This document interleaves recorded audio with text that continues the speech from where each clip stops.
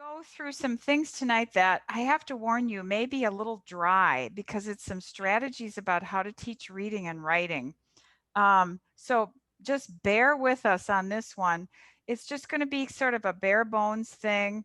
We're going to talk a little bit about working with adults who just need help with reading and not language. And then we're going to get to the real heart and soul of this whole thing, which is discussing the tutoring experience.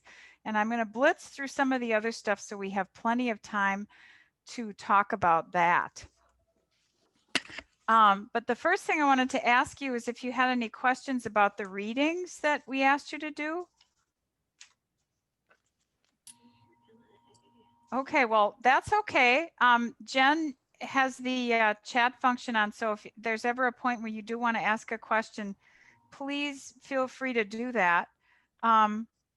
I just wanted to highlight a couple things that I wanted you to think about from that reading. The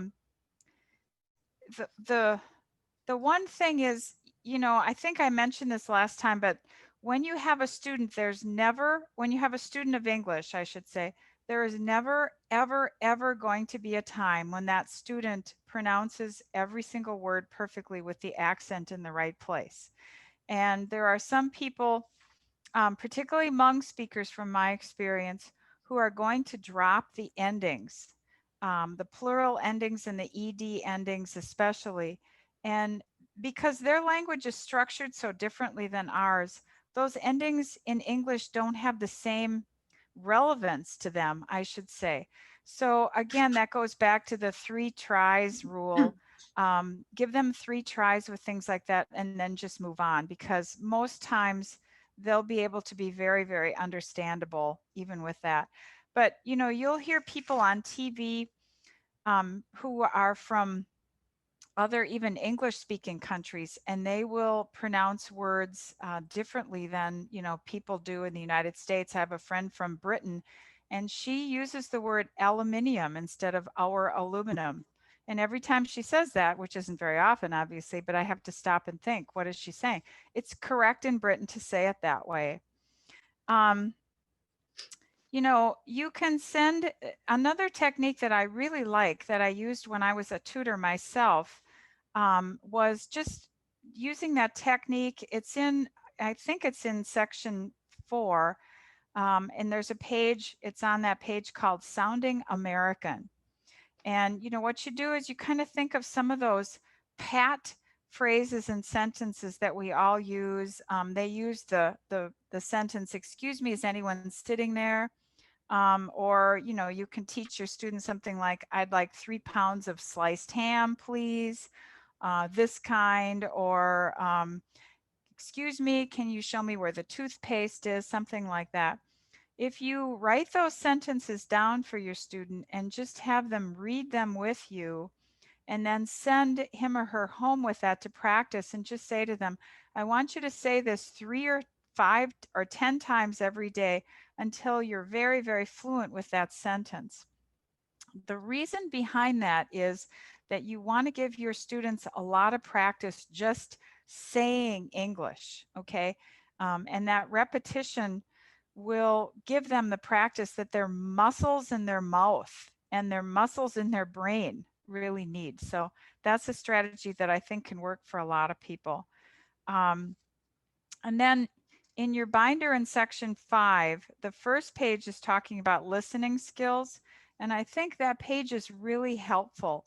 It will give you some really good ideas about how to listen to your student and how to encourage him or her to do even more speaking with you, and how to kind of foster that conversation and keep it going.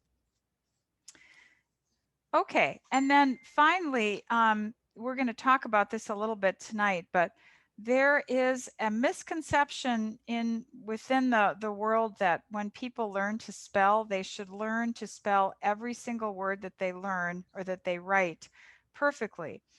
And research shows that that's really not how people should learn how to spell the best. So there's a phrase called temporary spelling that we use. And I'm pointing that out because I want you to listen for that tonight, and kind of when I talk about that a little bit more, and then when you do your reading, to pay attention to that, because that's kind of an important thing. Okay, So the first thing we want to talk about is adult basic education students.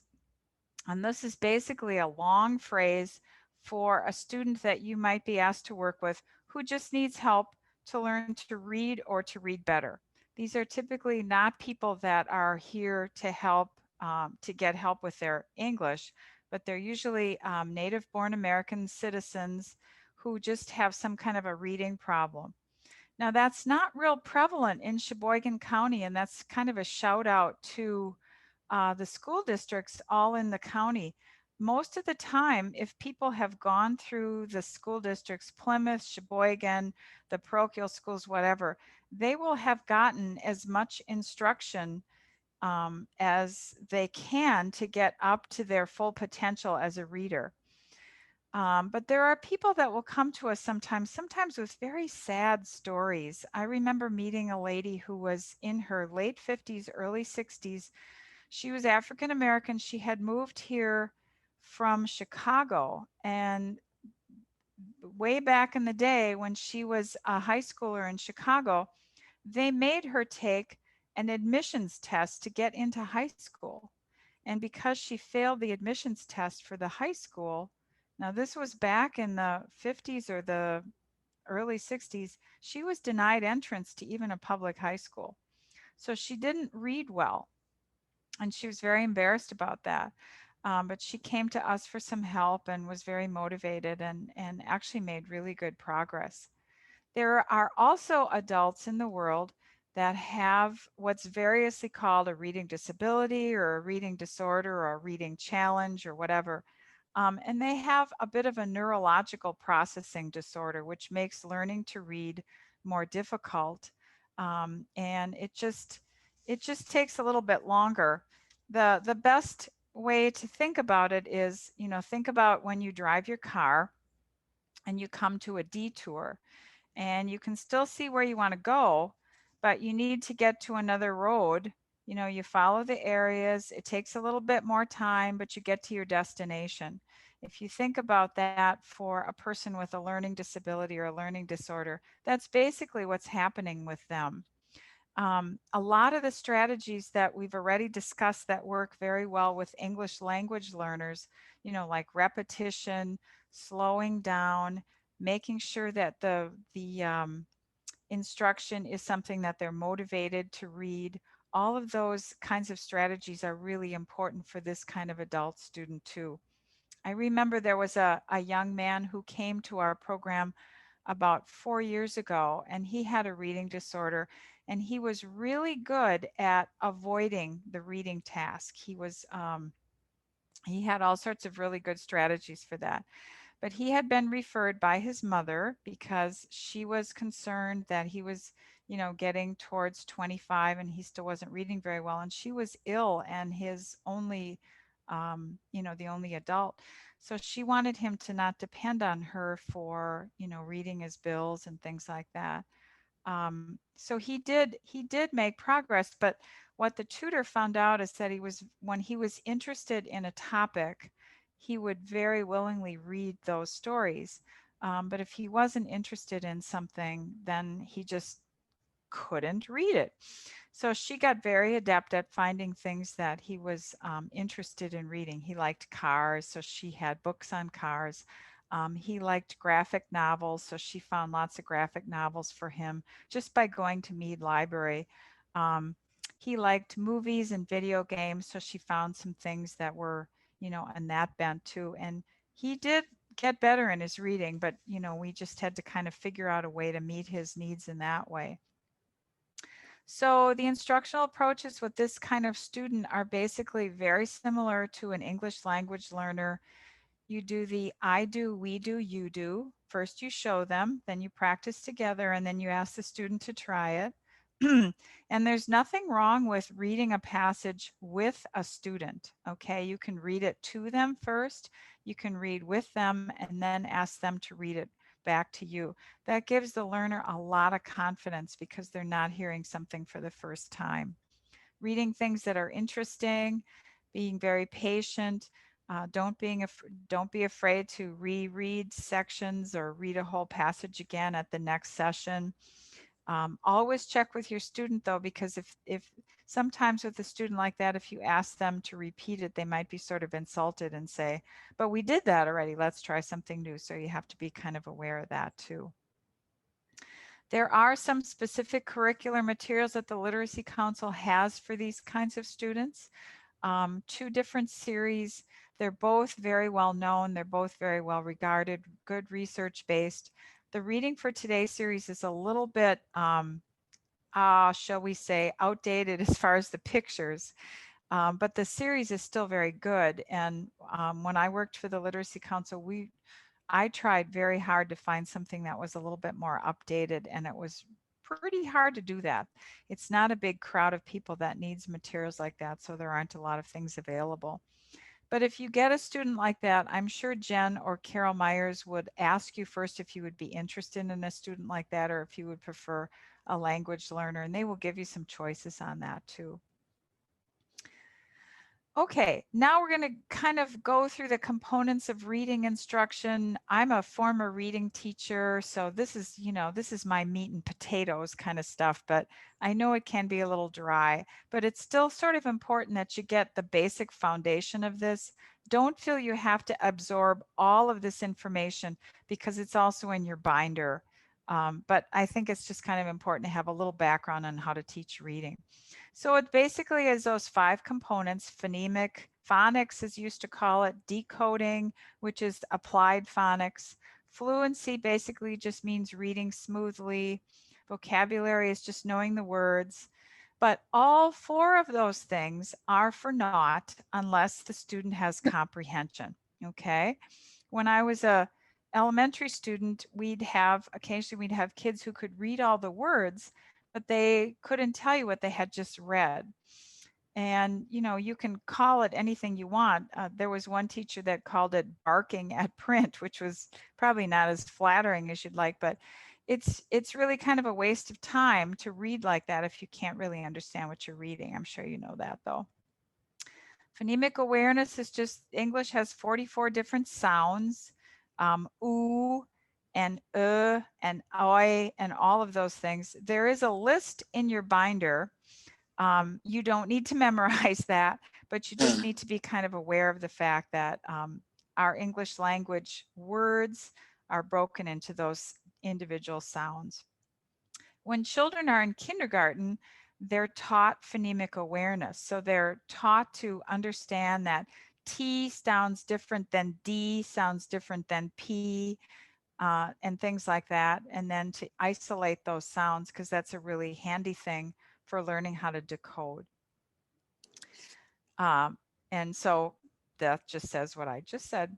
So decoding then is using that phonics awareness to match the letters to the sounds that they hear.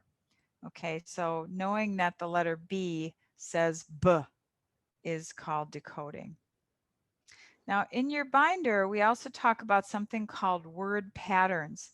And that just basically means that if you know AT says at, then you also know that SAT says sat, and BAT says bat, and MAT says mat. Okay, so you can see that that can be kind of a powerful way to teach reading. Research shows that most people, especially as they get to be better as readers, don't sound out every sound within a word. What they do is they look at parts of the word in a chunk, and then they kind of combine the chunks together to make a word. So in your binder, there's also going to be lists with all sorts of word patterns, and you'll see what I mean when you get there. And those word patterns can also be very helpful for a beginning reader. For example, if you teach someone the IGHT word pattern, they're not going to be able to sound that out because IGHT doesn't sound like the I sound and then the G sound and then the H sound and then the T sound. It just sounds like it. So it's very powerful because then they also know might and sight and tight and so on. But it can also be a little bit of a trip up for an English language student, because if you just make a list of words like that, there's going to be words on that list that they've never heard before and don't know what they mean. So remember that a student is not going to learn a word or not going to learn to read a word unless they hear it and understand what it means. So keep that in mind too. Again, these are all things that you don't have to memorize, just things that'll kind of make sense as you start working with your students. The other thing I want to point out is that you don't need to design lessons that have these components. All of the components are nicely integrated in the curricular materials we give you. So I would advise you though to try and do all of the activities, not the group activities apparently, but try not to skip like the phonics or the grammar or things like that. Your student might say, oh, let's not do that. That's kind of boring. Yeah, it is boring maybe for them, but it's something that they need to learn, those little structures and patterns. Fluency is another important part of reading, and that just means that it's smooth and confident. Speaking can be smooth and confident, or speaking can be really choppy. And the same for reading. Reading fluency is really important. If you have a student who's just reading this as research has shown that reading fluency is necessary. And if they go through it like that, they're going to, by the time they're finished laboriously decoding that sentence, they will have, their brain just won't have any more space for understanding what it means. So the point of this is it's really okay to provide things for your student to read that are easier for your student, because that's how they build confidence and fluency. So don't ever feel that you have to have things that are constantly challenging for them. It's really good for them to just kind of relax and do things that are kind of at their what we call an independent level. It doesn't always have to be at their challenge level. Vocabulary, again, that's the easy thing to understand what it means, but it's the hardest part about learning a language. Just remembering the memory load, remembering all those different words, the tenses and the various forms of those verbs and nouns and things. It can be overwhelming for a student. So they're going to come and you're going to think that they know a word, you've practiced it, you've used that word for 3 or 4 weeks, maybe you haven't used it for a couple weeks, then you come back to that word and they've forgotten it.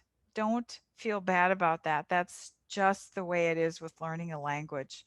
It's just repetition, repetition, repetition, repetition, repetition. I can't say that enough times. So when you help your students with vocabulary, pick a list, probably not more than 10 words. Try and make it all part of a category or a group. You can use the words in a sentence or a story so that the student understands what the words really mean. And then you can play a game. You can play a memory game. Just make a set of cards.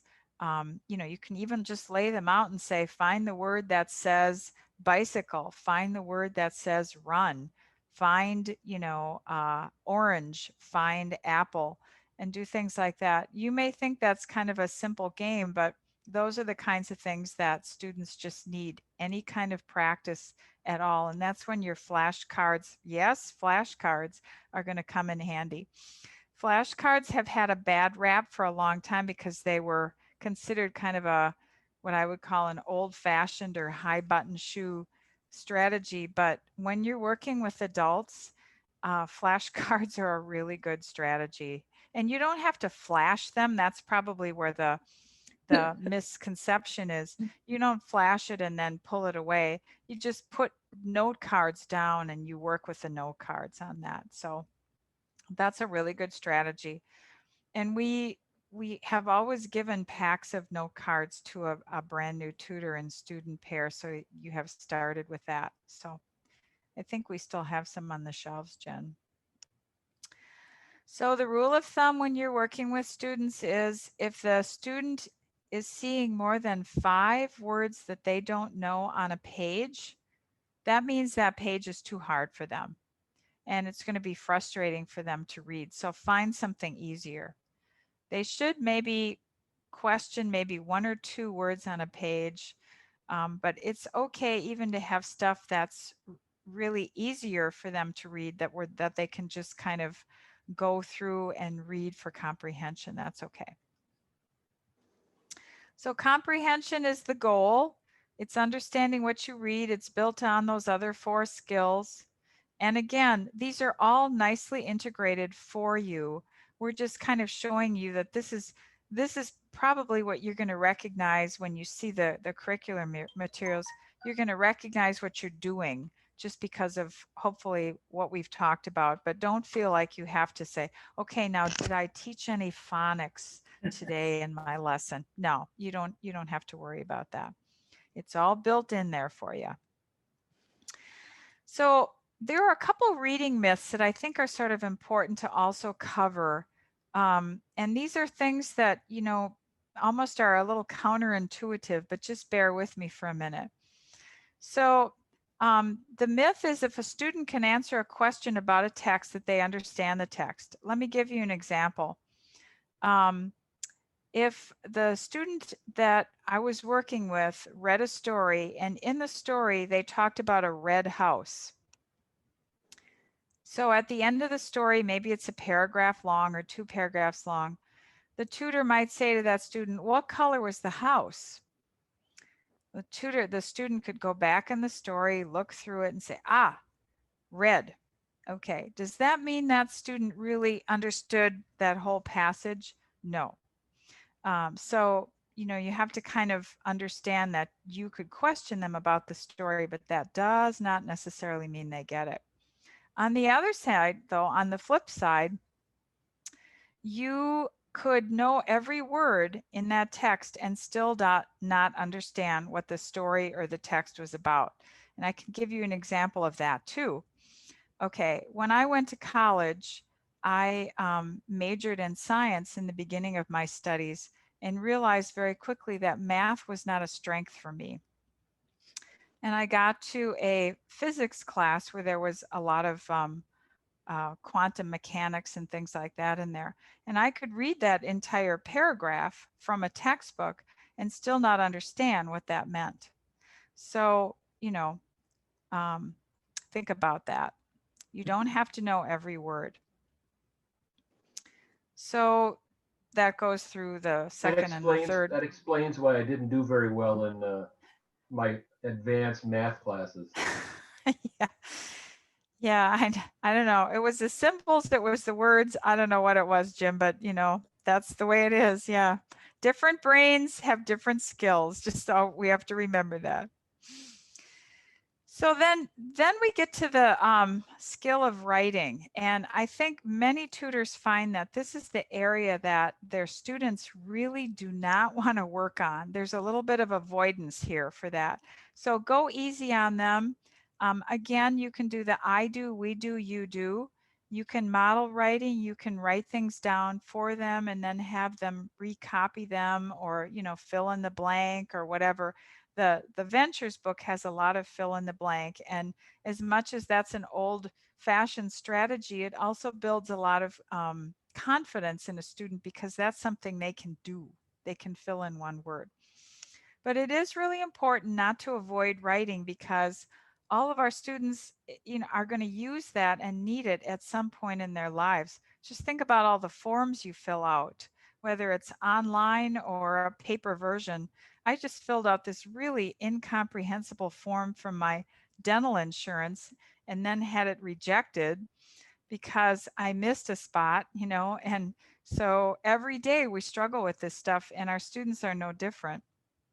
So make sure that you encourage them to do a little reading, writing, speaking, and listening in almost every lesson. Those are the 4 hallmarks of learning to be literate in a language: reading, writing, speaking, and listening. Okay. Reading is a receptive skill. They're just taking in the information. Writing is the expressive skill in that. Listening is the receptive skill and speaking is the expressive skill in that. You don't have to write that down, but just remember that it's easier to read and listen than it is to speak and write. Okay, then we come to grammar. Oh my gosh. Where to start? I could just skip this and you'd be just fine, really, as a tutor. But one of the things I want to just caution you about is sometimes people from other countries who have studied and had educations in other countries are much better at grammar in their language than we are in English. Grammar has been really de-emphasized in the American school system, and in other countries, not so much. So I can tell you a story years ago when I think I mentioned earlier in these sessions that my husband and I sponsored an AFS student from Italy years ago when our kids were in high school. And he knew things like imperative and infinitive and gerund and things like that. And I had to just look those up. I thought, wait a minute, what is he asking me? But he was asking me about different past participles. What is this past participle in this? And he would ask me those things. So in your binder, in section 8, we put a little cheat area for you so that if your student is one of those higher level students who asks you grammar questions like that, you can pretend you know and then just go to the binder and figure out what they're talking about. Okay. It's good to have that as a reference, but I wouldn't stress out about that. And every single student is going to ask you, why is English like that? And they'll usually ask you that when it's something that's an irregular part of English, which is just about every part of English is irregular. And then sometimes you just smile sweetly and just say, I'm sorry, that's what makes English hard. I know, it's crazy. And, just commiserate with them because English is a little crazy. It pulls from so many other different languages that, the spelling rules just go out the window, the grammar rules just go out the window, and the pronunciation rules often just go out the window too. The I before E except after C. Well, that doesn't work all the time either. So just kind of remember that, commiserate, apologize for your native language, and just keep going. Spelling is kind of the same thing. Now, this is where we talked earlier about temporary spelling. So spelling is one of those things that we learn as we use it. Don't get too upset if your students spell something wrong, okay? Don't try and correct everything. You're not going to be able to do it. Just focus on a few things at once. I can tell you as a former teacher that I know a lot of high school and college students who still don't use the words there, and there correctly. T-H-E-I-R, T-H-E-R-E, and T-H-E-Y apostrophe R-E. Two, and two. So, spelling is it's a process. Let's put it that way. So don't worry too much about it, but just kind of pick and choose what you help your student correct at any one particular time. Occasionally, we do have students who have come to us in the past because they were such poor spellers that it was really interfering with their careers or their professions. And there is a spelling curriculum that we use just for that kind of student. It's called Patterns in Spelling. Again, it's an old-fashioned curriculum, but it's really pretty good. So that doesn't happen very often. Those books sit on the shelf a lot, but it's nice to know that those are available for those kinds of students. So in your binder, sections 6, 7, and 8, again, this is really exciting reading. Sometime I know a lot of people are having a lot of trouble sleeping these days. I just wonder why. But if you're having trouble sleeping tonight or tomorrow night and you're wondering about the election results, you can turn to this binder and read these things, and I can guarantee you that you will start to feel sleepy. But it's good information, and it's good to know it's there sometime later when you have those questions. So now we'll get to the interesting stuff. But before I do that, I just want to stop and ask if any of you have a question about all of the lots of things that I just threw at you. Any questions? Thank you for the PowerPoint. Oh, yeah. Well, I have Jen to thank for that. She just really juiced up my very plain PowerPoint and made it a lot nicer visually and better organized. So thank you, Jen. Excuse me, I'm losing my voice. Okay, so I know that you're all concerned about, how this all gets started in the process. In your binder, in the last section, there is a little page that talks about how this whole tutor student process goes. So don't feel like you have to just write everything down that I'm saying to you. It's all right there. But just to summarize, when you come to us to want to be a tutor, you fill out an application, and then Carol Myers does a background check and she logs you into our data system, and she writes some information that's real crucial for Jen. She writes down your name, your phone number, your email, and more importantly, when you're available and what times.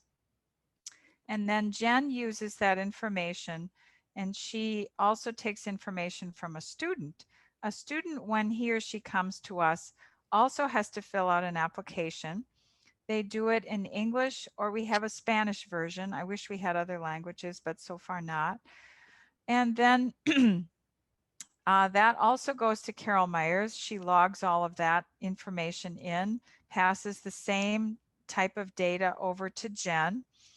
And then Jen assigns an evaluation. Okay, so one of the volunteer evaluators, it would either be me or there are a few other people, would normally go out and meet with that student for about an hour and do a pre-test to see what their English level is, or to see what their reading level is.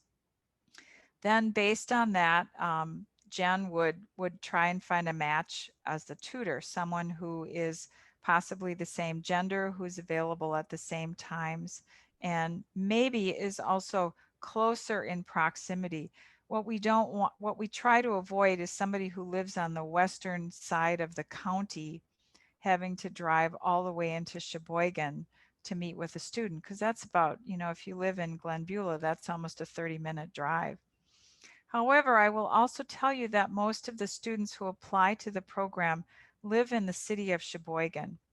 So that's usually the place where most of the tutoring happens. In normal times, I don't want to sound like this is that drastic, but normally tutors and students often meet at Mead Public Library. There is a set of 5 really nice quiet meeting rooms that accommodate 2 to 4 people nicely on the second floor. And I have to give a shout out to Mead Library, because about 3 or 4 years ago, there used to be only 3 rooms, and now they've added 2 more, so there's a total of 5. And the Literacy Council program tutors and students use those rooms a lot. So that's probably one of the main places that you will eventually be tutoring when we go back to in-person and not so much virtual. Um, the nice thing about those particular rooms is they're soundproof, or relatively soundproof, so you can laugh and joke and talk in a normal tone of voice there, but they also have one glass wall. So they're nice and safe. Your student and you both feel like you can go in there and you're still safe, because the public can see what's going on. So those are really ideal rooms. Mead in the past has always allowed you to reserve those rooms a week ahead of time. So if you meet with your student twice a week, you can check your calendars with your student, make sure you've confirmed the once or twice of meetings the next week that you're going to do, and then go up to the desk on the second floor and say, my name is Marissa Kleckner, or Jim Williams, or Sharon Davis. I'm from the Literacy Council, and I'd like to reserve a study room for next week. And they'll ask you, sometimes if there's more than one available, they'll ask you which one you want. Some tutors have preferences. The one thing I will tell you that I learned the hard way is, you're never going to remember this, but you'll probably remember it if it happens to you. Rooms 1, 2, and 3 have kind of a noisy fan in the ceiling, and rooms 4 and 5 don't have that. One of the tutors was working with a hearing impaired fellow, and he had a hard time in rooms 1, 2, and 3. So the librarian suggested that they try either rooms 4 or 5 because there wasn't that background noise. So a little bit of trivia for you, but Mead Library has just done an amazing job of accommodating the Literacy Council. I can't say enough about them. And the other thing that they have there on the second floor is they've provided an area for the Literacy Council to have a drop box. And it's basically, if you're familiar with Mead Library and you go upstairs to the second floor, there's a help desk that you can see right from the stairway. And there's a pillar just to the right of the help desk. And there's, if you go behind the pillar, there's a little shelf there and you'll see a plastic box that says Literacy Council of Sheboygan on there. And Jen or Carol Myers can drop off materials there. You can pick it up there. It'll have your name on it. Usually they put your first name and just your last initial. And then if you have things to drop off there, you can put it in there and just send Jen or Carol an email saying, I put some stuff there for you. But it's really, really important. And sometimes people forget this. We have multiple tutors in the program, so make sure you put your name on the things that you're dropping off for the Literacy Council. Otherwise, what happens is Jen or Carol is going to have to kind of do a guessing game. Okay, who was working with Ventures 3 and then pull the card. It just takes more time. So on that first meeting, what's going to happen is you're going to meet the evaluator who evaluated the student. So it's going to be a three-way meeting, okay? The evaluator will introduce you to the student and introduce the student to you. And then you'll just spend some time getting acquainted. The evaluator might say to you, would you like to tell a little bit about yourself to the student? If there's any translation involved, the evaluator will handle that. And so you could say things like, you know, my name is Carol DeSalt. I'm retired. I have 2 grown children, a son and a daughter. I used to be a teacher and I live in Sheboygan with my husband. And then the student might say, my name is Olivia. I live in Cedar Grove. I work at Torganol and I have 3 children. So those are kind of the basic things that go back and forth. Then the evaluator will kind of talk a little bit about what the goals of the student are. He or she might say, okay, Olivia works in a factory and would like to be able to speak to her fellow workers in English. So that might be a goal. Or Daniel is a stay-at-home dad and he wants to learn some English so he can go to his child's school and talk to the teacher. So you'll talk a little bit about goals.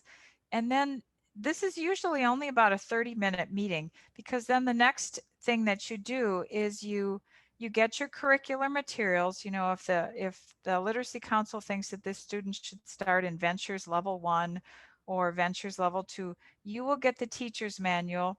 The student will get the student books so that you'll have some time.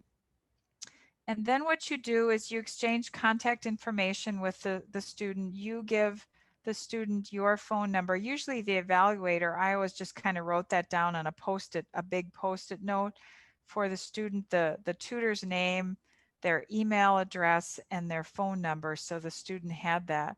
And then you, as the tutor, will get a folder of information about the student. You'll get some of their demographic information, their approximate age, their address, their phone number, their email if they have it, and whether they requested financial assistance. That's also on that form.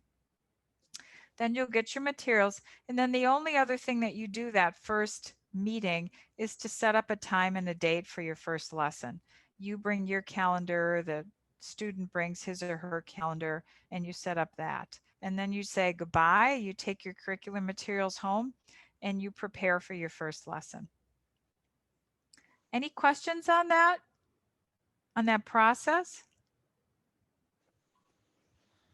Pretty clear? Okay. So the goals, there's in your binder section 10, there's pages and pages and pages of possible goals. Don't feel like you have to use any of those, but those are just kind of jumping off points for your thinking. If you have a very, very basic student who's just learning English, there are some goals way in the back. They're called can-do goals, I think. And, there are things in there like can say my address, can spell my name. And some of those goals are really important because if you have a student from a foreign country, they often have an unusual name that people in Sheboygan may not be familiar with. So if they go somewhere and, if they want to make a reservation at a restaurant and the person behind the desk says, what name? Well, that person has to say their name, but they also may have to spell it. So it's really important to do that. But all of those goals are in your binder. There's lots of different suggestions. There's a number of different pages in section 10. So that will help you figure that out. Remember, the goal should be student-centered. Try and find out what the student wants to learn. But I will also warn you that most beginning students, if you say to them, what do you want to learn about English? They'll just say, I just want to learn English. So you'll be making the decisions for them for those first few months. And that's when you go back to those survival words and that survival vocabulary that we talked about and look at things like that and use your curricular materials too, because that's always a really good format and planning for you. The other reason that you want to set goals has more to do with funding and administration, though. When Carol Myers fills out grant applications, every nonprofit, and the Literacy Council is part of the Family Resources Center nonprofit, has to apply for grants. And the grants want to have the nonprofit be accountable, and which is a good thing, right? When people donate money, they want to make sure that their money is going for a cause that really does good in the community. So they need some accountability. So if you set a goal, for example, that you want your student to be able to read a kindergarten level book to their child, and then at the end of the year, when you're reporting on things, you can maybe report back that your student actually did read a book to his or her child. That would be accomplishing a goal. And Carol and Jen will use that when they're filling out grant applications to show that our program is really fulfilling the mission of the program. So that's what we mean by administrative necessity for accountability. Lesson planning is really important because you want to come prepared for your lesson. These, you all as tutors are giving up your precious time, but it's also really important to remember that our students are giving up their precious time too. So you don't want a student coming to a lesson and having a tutor say, okay, now let's see, what should we do today? You want to have a plan. You want to keep your goals, your learners' goals in mind, and just kind of use your time well. On the other hand, you might have that plan and you might be all set to teach it that way, and your student comes in with a piece of paper or a situation that they need your help with, and then that plan that you so laboriously worked on is going to get thrown right to the side, not out the window because you're going to use it next time, and you're going to focus on what the student's issue is and seeing if you can try and help him or her with that. That would be the best, most wonderful teachable moment. The lesson plan format is really up to you. The Literacy Council does not collect lesson plans, but you want to write some things down. You might want to have a notebook. So before you do the lesson, you kind of want to write down maybe what pages you're going to cover from the teacher's manual. Those would be your materials and activities. If you're going to ask your student to do anything from that student workbook or some other area, you might want to write that down ahead of time. Assessments are tests. You don't have to do any tests, but in the Ventures book, every single unit has an assessment at the end of the, they're all in the back of the teacher's manual. And you can use those if you want. Some students really like those tests because they like to see the progress they're making. And some students don't. They might just freeze and say, "Oh, I got to do that. Oh, okay." So it's totally up to you. Some students really like it and some don't. You will kind of know where your student is just by listening to them and watching them. So you don't need to do those assessments.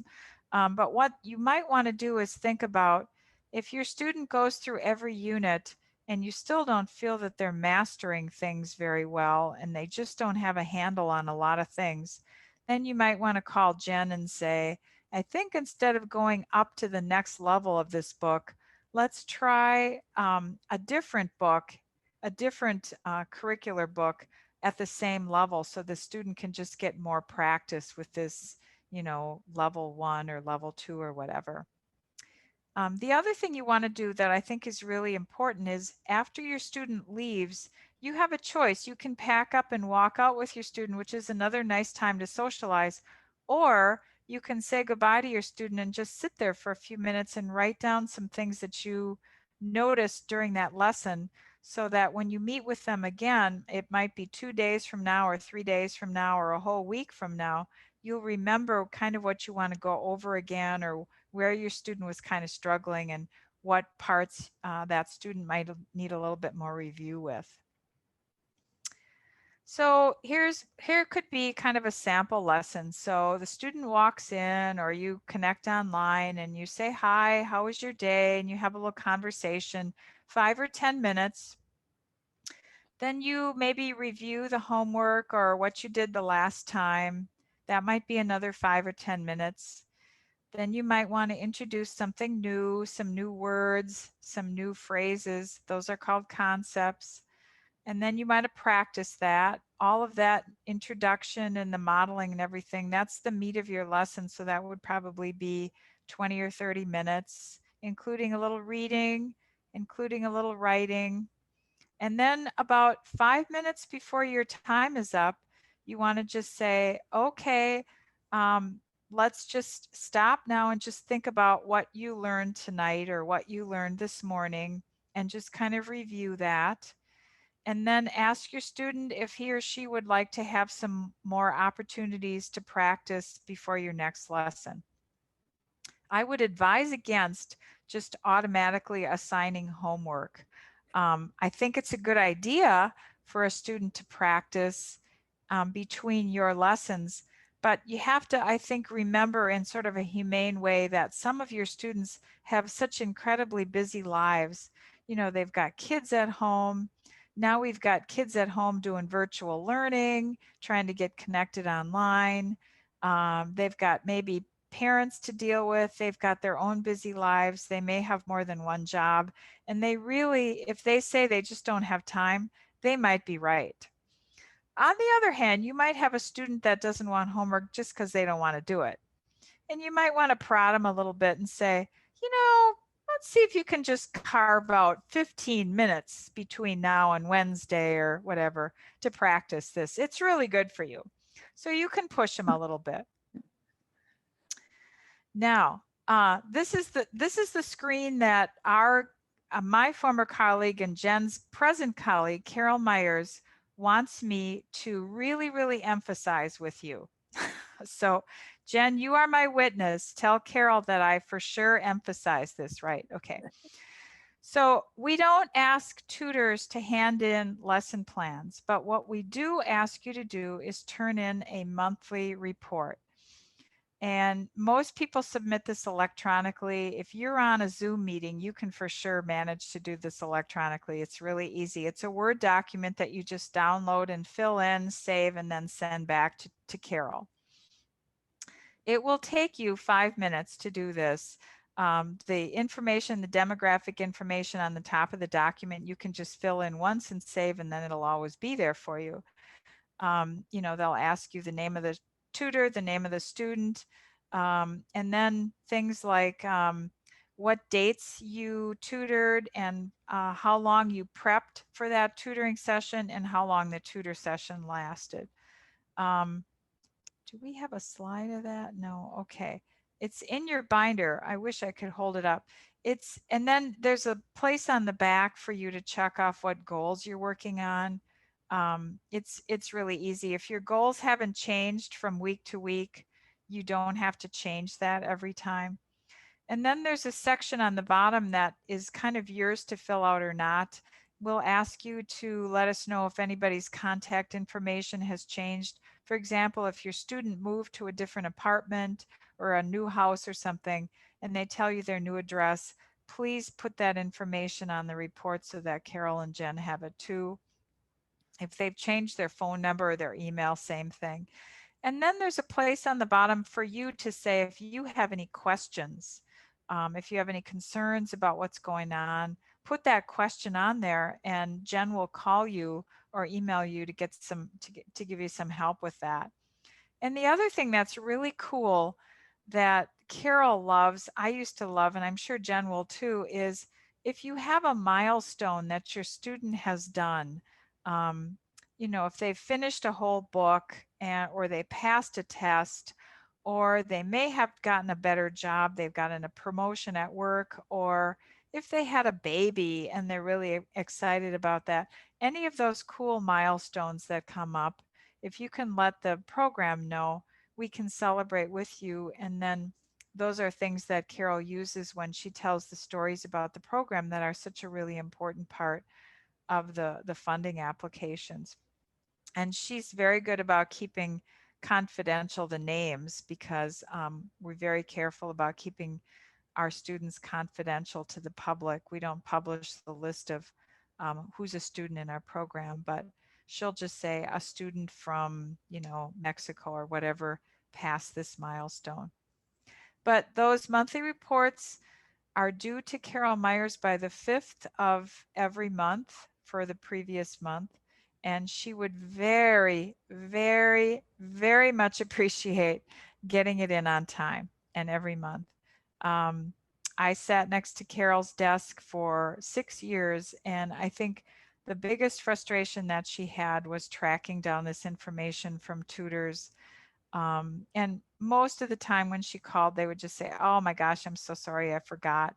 But again, that's just another call she has to make and another part of her day that would be so much easier if you just remembered yourself. However, if you do forget from time to time, she won't hold it against you. But in this age of smartphones, a really great idea would be to just put a reminder right on your calendar, and so it's automatic for you. We'd appreciate that.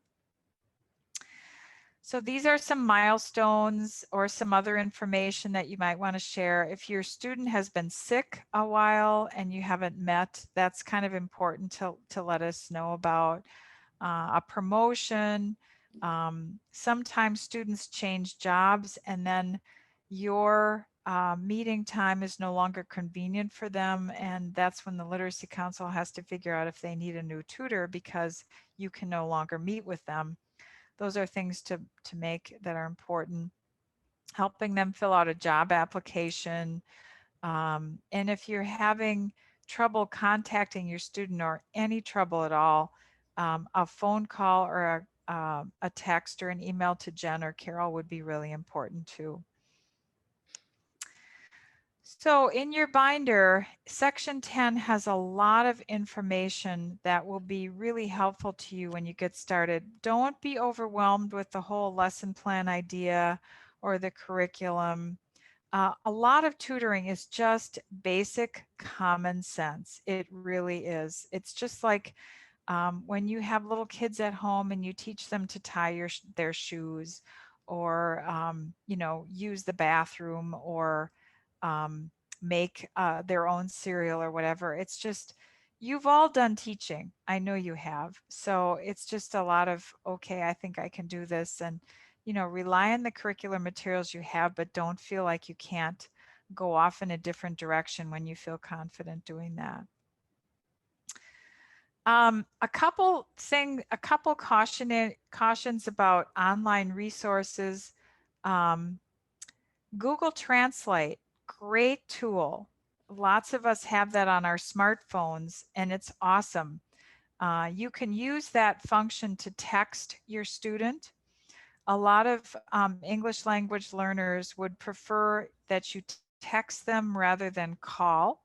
I think you can figure out why, because if they can't understand your text, they can find someone else who does and then respond to you, or they can copy. A lot of students are really proficient at this. They can copy your text into their own version of Google translate it into their own language on Google Translate, then type their response, translate it back into English, and then copy and paste it back into the text to you.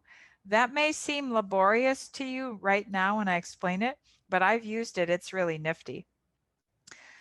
So don't be afraid to use that. On the other hand, you don't want your student to just have their cell phone in their hand through the whole lesson. So every time they don't know a word, they're looking it up on Google Translate. Just say, no, put your phone away. We're just gonna learn this stuff. Okay. The other thing is, I talked already about confidentiality. The thing that we need to remember is that many people are embarrassed about either not knowing how to read or read well or speak English well. And they may not want the public to know that about them.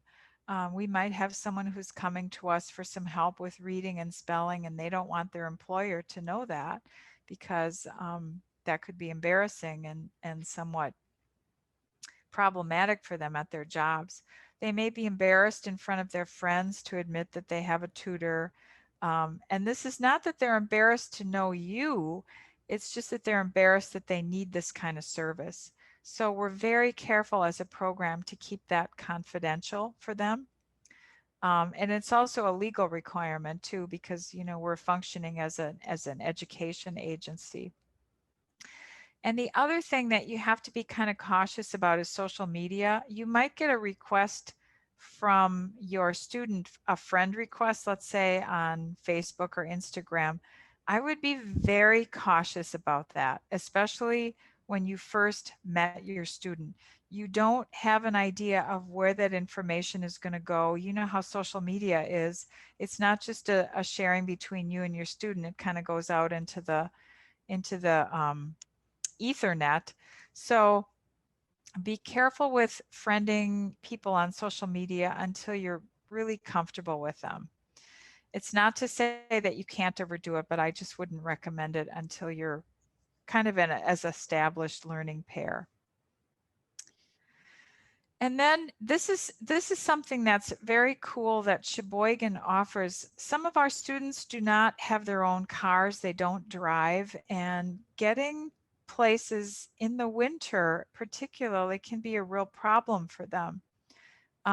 That's one real advantage with virtual tutoring that I think may be here to stay, because there might always be some students that can't attend tutoring that we can reach in this way. But if your student could use some instruction on how to use the bus to get to the library is in a really convenient location for using our bus system because it's very close to the bus central area downtown. And the Shoreline Metro people actually have a program called Bus Buddies. And what they will do if you email them is they'll help that student learn how to ride the bus. They'll show them where their corner is, they'll show them how to ride. And I'm pretty sure they also use Google Translate so they can communicate with a student who doesn't learn much English. I think I had heard that from the last time I checked with them on that. But it's a very nice program. The bus system now is having a lot of problems because of COVID, and they do struggle. They don't have enough riders to make frequent buses a thing. So I feel bad for any student that has to ride the bus because often in the winter they have to wait outside for quite a while before the bus comes. But it is an option for a lot of people, and I think it's something that we should help them with if that's their only way. And then finally, we have to talk just briefly about what to do if you have a student in crisis. Okay, let's just talk about some of the crises that you could possibly come across. I just want to tell you right away that this happens very, very, very infrequently, but I want you to be prepared in case it does happen to you. Okay. Um, Probably the biggest crisis that you're going to see if it ever happens is some kind of abuse, spouse abuse. Okay. I've had tutors in the past who have come to me and said, I think my student is getting abused by her husband. She won't talk about it, but I'm kind of worried. Um, that's a tricky one because unless your student comes to you for help, there isn't really a whole lot you can do. You can't insert yourself, and you shouldn't insert yourself into any kind of domestic situation like that. But if you notice any injury on your student, you can say to them, "What happened to you? Are you okay?" And if you notice that you have a student that's really falling a lot of times or has more than the usual number of injuries, that's a huge red flag. And what you probably want to do then is just to call Jen or Carol Myers and just tell them about the problem. Because Jen and Carol Myers can then turn around and check with some other social service agencies in town and see what can be done for that particular person. There's domestic abuse shelters that have hotlines and so on, and they can connect you with, or the student with, some resources. Again, that's not something that you can, and don't feel like you have to be the social worker in a situation like that and intervene. There was a situation about 4 years ago that I remember where a student was worried about her husband and actually asked to take shelter with a tutor. And the tutor called me and said, "What should I do?" And I said, "Absolutely, you do not shelter that student because that put her at risk." So what she did is she referred the student to Safe Harbor and took her there, and it worked just fine. But again, those are things that Carol and Jen can help you with. And there are other people at the Family Resource Center that can help Carol and Jen with that problem. So come to them, call them right away if you have any situation like that. A lot of times you might have a student who's going, who may have marital problems and going through a divorce or whatever. You can listen, but no advice should be given. That's not your role, and you have to be very careful about that. You can refer. In the back of your binder, there's a list of social agencies, legal agencies, the food banks are listed, the homeless shelters, the domestic violence shelters, nutrition, everything is on there. So you can give your student those phone numbers and just encourage them to call and get that information. If your student asks you for money, this has only happened twice in the 6 years I was involved with the program. You are not to give them money. That is not the point of our program at all. And again, you can just say to them, "I can refer you to other agencies that can help you with that, but that's not what I do. That's not my role here." And be very firm on that. The other thing, and this comes up all the time, and it won't come up now because of COVID, but when this is all over and we go back to in-person tutoring, and I hope you all hang in there so you get to the point where you do have chances to in-person tutoring, because I'm guessing you're going to like it even more than online tutoring. But if you get to that point and your student you want to meet at the library, your student might say to you, I don't have a way to get there." And it might be very tempting for you to just say, "Oh, well, I'll pick you up and I'll take you."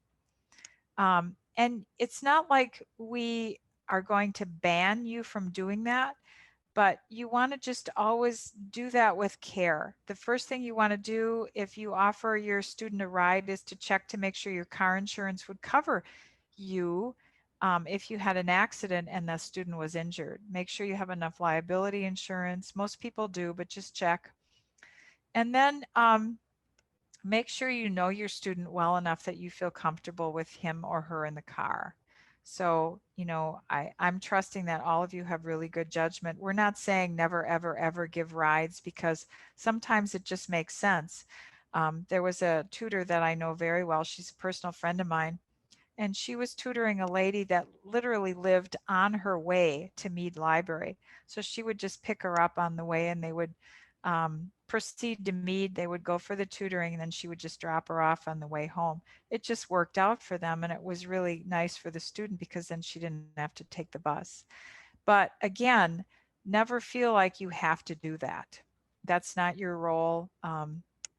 And you are already providing an amazing, wonderful service for this student. So that in itself is enough of a contribution.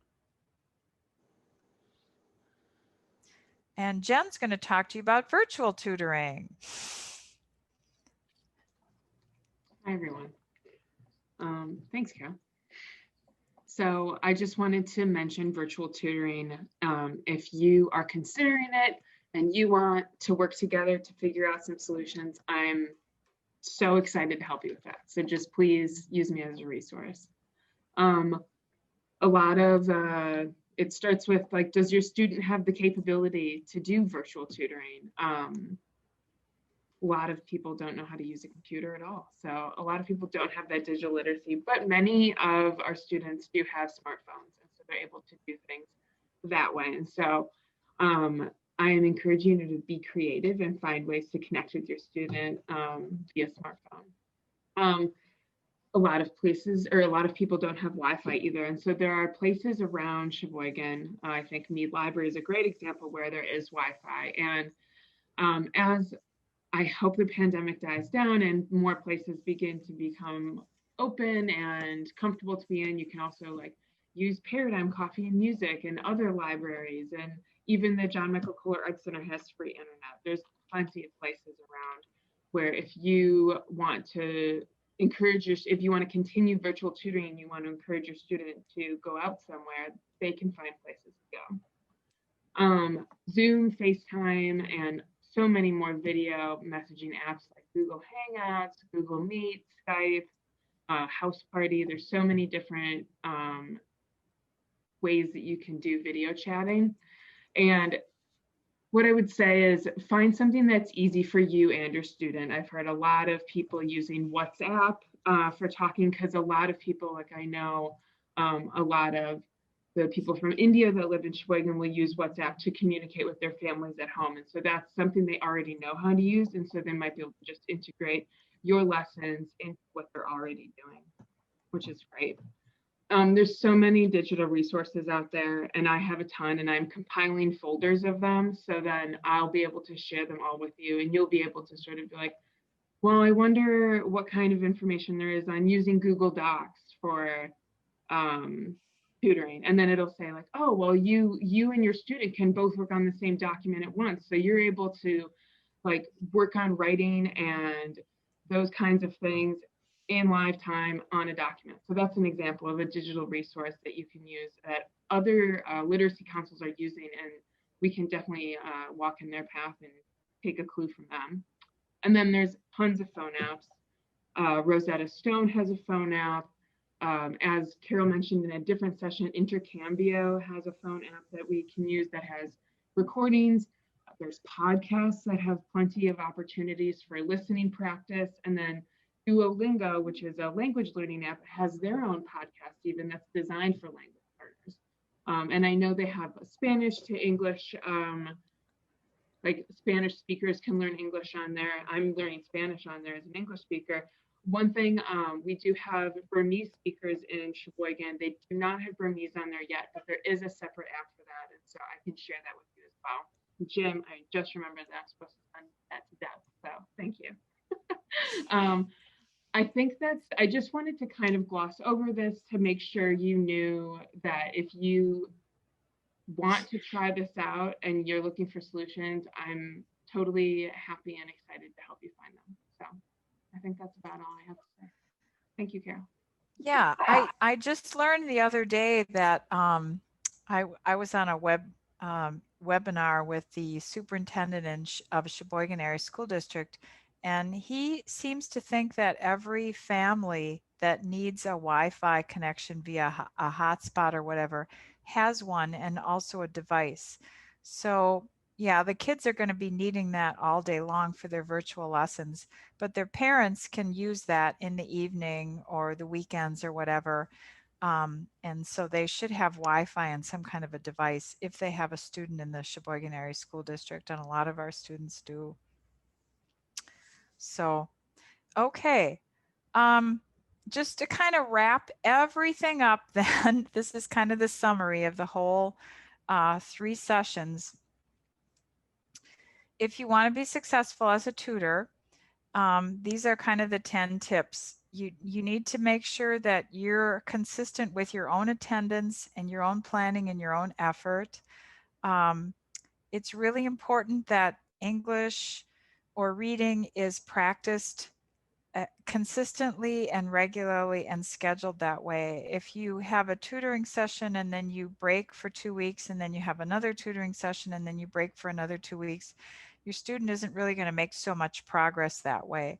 So try and give them that, you know, that relentless every week practice that they really need. Come with your senses of humor. Don't be afraid to laugh. I think I told you before that one of the things that used to warm the cockles of my heart was when I'd walk into the library and walk past some of the study rooms and hear a tutor-student pair laughing about something. If you feel that relaxed with your student and your student feels that relaxed with you, something's going right, you know. On the other hand, you may just get a very serious student that doesn't laugh a lot, and don't take that personally either. You know, people come in all sorts of personality types, and you just kind of have to be flexible in that way. Set your goals, use those materials that we provide for you because that's a really nice framework in the beginning. There are some very skilled tutors that have been doing this for years that do not go anywhere near the curricular materials and don't need to, but in the beginning stages of tutoring, it's really important to just kind of use the books um, at least for a bit of every lesson. Try and watch your students' body language and their facial expressions, and I know that's going to be harder on Zoom, um, but you can, and see how they're feeling. You know, if they're overwhelmed, you're going to be able to tell that. If they look frustrated, you're going to be able to tell. And those would be the times when you just want to maybe rest, tell them a story, go to something easier, or whatever. Just be friendly, smile a lot, encourage them, you know, show your own enthusiasm for the session so that they can be enthusiastic too. Remember, some of your students are going to come to tutoring after a full day of work. They're going to be tired. And the last thing they may want to do is go for a tutoring lesson and put their brain through its paces for an hour and a half. But if they come or they log in online and they see your smiling face and your enthusiasm, that will encourage them to just kind of wind back up for a little bit longer and get into the game a little bit. So you can kind of set the stage for how they feel about the lesson too. Try to review that tutor binder once in a while. There's a whole lot of information in that, and I know it looks overwhelming right now, but if you know, like, um, if you just go through it maybe every 3 or 4 months and just say, okay, am I remembering to do this? Did I forget about that technique? There are some things in there that may not be applicable to your tutoring right now, but may come in really handy in a year or in 6 months or whatever. Again, Jen will testify to Carol that I emphasized number 7, get those monthly reports in by the deadline. Carol will bless your name when you do that. And now is kind of a weird time, but there always are going to be opportunities in the future for additional trainings, meetings with other tutors. We call those tutor cafes. And I felt when I was tutoring that I learned more from those sessions than I did from anybody actually administering the program. Just talking with other tutors and listening to their stories about their students was really kind of fun and enlightening. And sometimes they would have a strategy or something that they did with their student that I would think, oh, that sounds like fun. I think I'll try that.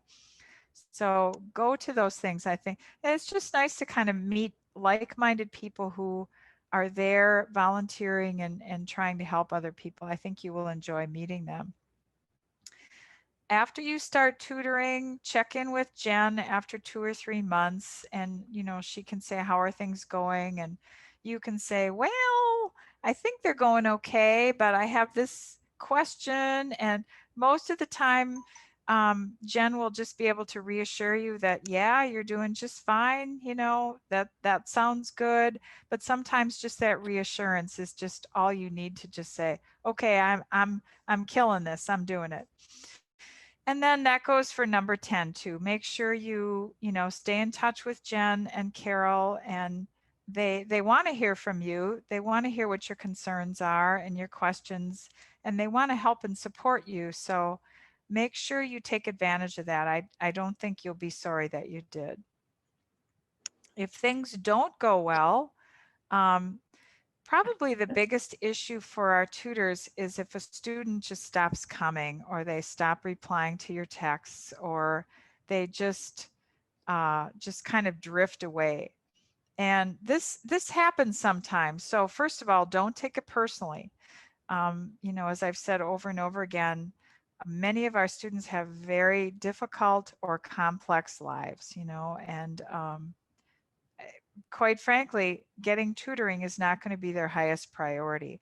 For most of our students, their highest priority is going to be their families, then their jobs, then their extended families, and tutoring might come in fourth or fifth on that list. So don't feel bad if they drift away for a while, but if you don't hear from your student and you've tried 3 times, let's say, to contact them and they're still not doing anything, then let Jen know. And then the next step for the Literacy Council is usually trying to call or email or text from our office. And if that doesn't work, then we contact them via letter. And the letter usually says something like, hey, where are you? Make sure you contact us if you want to stay involved in the program. It says it in more diplomatic language, but that's pretty much the context of what's going on. And you give your student a chance to respond to that, and sometimes if they don't, then they're kind of out of the program for a while. They can apply to get back in, but don't put up with people that are just kind of drifting in and out. No, they're not going to learn English that way, and it's going to drive you crazy.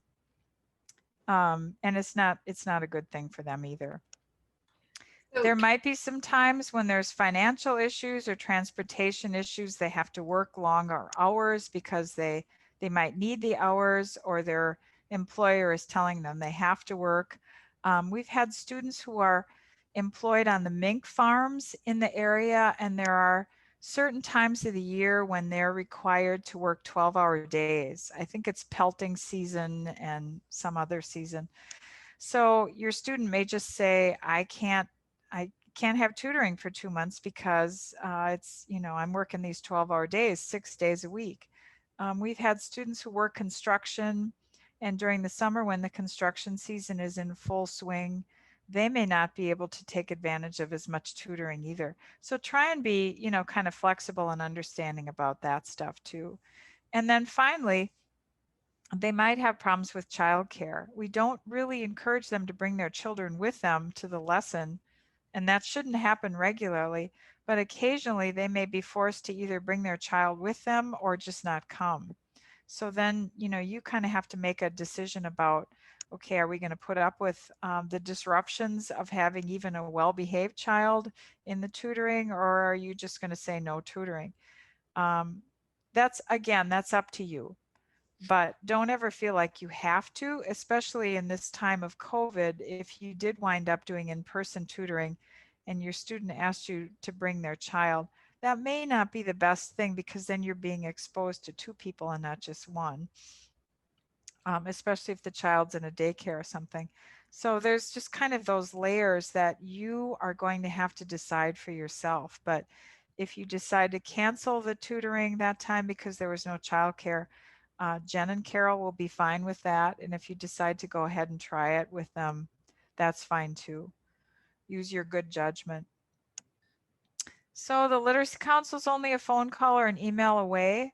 That's what they do. They support tutors. We don't just train and place tutors, they support them. So remember that. They want to hear from you. Again, don't forget those monthly reports. Jen, that's 3 repetitions now. Make sure and tell Carol. But if you, and put your questions on there, but if you have something that's more urgent, just, make sure you contact Jen. Her contact information is right there. And also, I think, in your binders. So thank you, thank you, thank you. You put up with this for 3 nights. You were the guinea pigs for our first ever virtual training. Jen has, I think this is a good idea, made them into YouTube videos. Yippee. So, so, you can, I think the nice thing about that is you might be able to just go back and think, okay, what was Carol or Jen talking about in session 2, and just kind of fast forward to that one part. We've never been able to offer that before, but that might be kind of neat. So if you find a good way to use that YouTube video besides just sending it to your friends and having a good yuck, but if you have a tutoring way to use that video, I'm sure we would be interested in any feedback you had on that. So with that in mind, does anybody have any last minute questions for me or for Jen? I have a question. Approximately how long is each session? Around an hour, give or take a little? Gosh, I forgot to tell you that. I'm sorry. Here's the rule of thumb. When you have a student who's a beginning student, I would recommend that you not have more than an hour for a session. That tends to be intense, okay? If you have a student who's a more advanced student and you have time and he or her has time, he or she, I should say, then you can do an hour and a half. There are occasionally some tutor student pairs that do 2 hours at one time, only once a week. That's not really ideal unless you have a very advanced student. It's better to break it up into 2 1-hour sessions or 2 hour-and-a-half sessions. Thank you for asking that. I'm sorry I forgot to mention that. Any other questions?